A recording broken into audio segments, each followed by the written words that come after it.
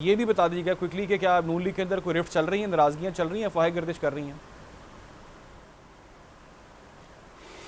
देखिए, आपने खुद कहा कि अफवाहें गर्दिश कर रही, तो अफवाहें तो गर्दिश करती रहती हैं, उनका हकीकत से कोई ताल्लुक नहीं होता। रही बात की मेरा नहीं ख्याल है कोई ऐसी बात है, हर एक की अपनी राय होती है। अगर किसी की राय कोई डिफरेंट आती है तो उसका ये मतलब नहीं है कि पार्टी में इख्तलाफ हो गया। आपके सामने है, ठीक है, नून से शीन निकालते हुए 50 साल हो गए हैं, क्या निकली?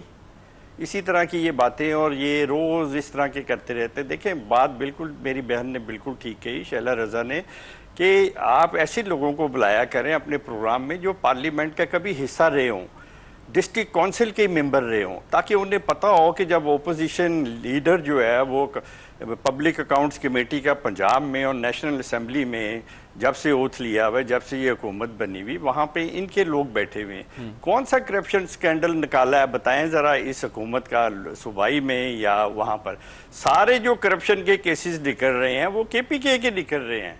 और अगर ये यहाँ पब्लिक अकाउंट्स कमेटी में निकालेंगे और फेडरल गवर्नमेंट में निकालेंगे, जो जुनेद इनके MNA हैं, तो वो सारे इन्हीं के दौर के निकलेंगे।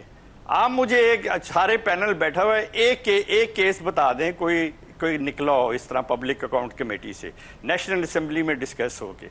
देखिए, ये पार्लियामेंट में कमेटीज में रेगुलरली जाते हैं और हर चीज़ में हिस्सा लेते हैं। लेजिस्लेशन डेली हो रही है, पंजाब में भी हो रही, दूसरे सूबों में भी हर जगह हो रही है, पब्लिक वेलफेयर के काम हो रहे हैं। आपका क्या मतलब, इतने बड़े बड़े पंजाब में प्रोजेक्ट हो रहे हैं, वैसे ही हो रहे हैं। कैबिनेट अप्रूव करती है, लॉ वहाँ से असेंबली में आता है और फिर उसके बाद पास होते हैं और फिर इम्प्लीमेंटेशन होती है। ऐसे नहीं है कि ये रात को किसी को ख्वाब आया और सुबह पीर साहब ने जो है ना वो दुआ दी और वो काम शुरू हो गया, ऐसा नहीं है। ये थ्रू पार्लियामेंट हो रहा है और ये वहाँ पर पूरा हिस्सा लेते हैं और वहाँ पे कमेटियों के चेयरमैन भी हैं। तो कहने का मकसद ये है कि यहाँ पर ऐसा कोई बात नहीं है। ये जो भी है, सारे पाकिस्तान की पार्टी जो है नेशनल असेंबली में बैठी हुई है, पब्लिक को रिप्रेजेंट कर रही। और आप देख लें को कितने लोग हैं कि जो नहीं है, वही है ना जो पहले कहते थे हम नहीं साथ बैठेंगे, आज भी वही है।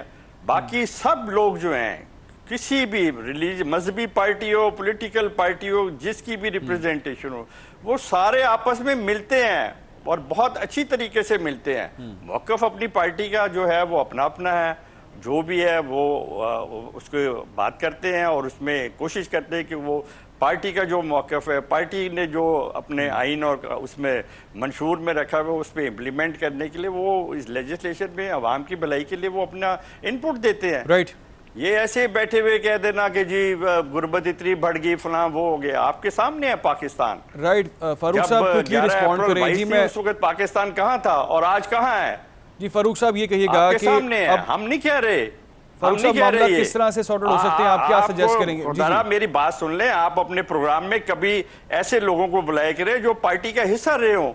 ना कोई वकील पार्टी का होता है, ना कभी किसी को टिकट मिली होती है, वो रोज बुला के उनको मुंह खोल देते हैं जो मर्जी के। पॉइंट आ गया आपका सर, पॉइंट आ गया। मैं चाहूंगा लास्ट मिनट चल रहे हैं, फारूक साहब भी कम से कम एक बार तो कोई असेंबली में जाए कि पार्टी ने टिकट दी हो, या चलो हार गए हो तभी उसे बुला लें, कोई ओहदेदार हो उसे बुला लें, कोई वकील आपका पार्टी का रिप्रेजेंट करे उसे बुला लें।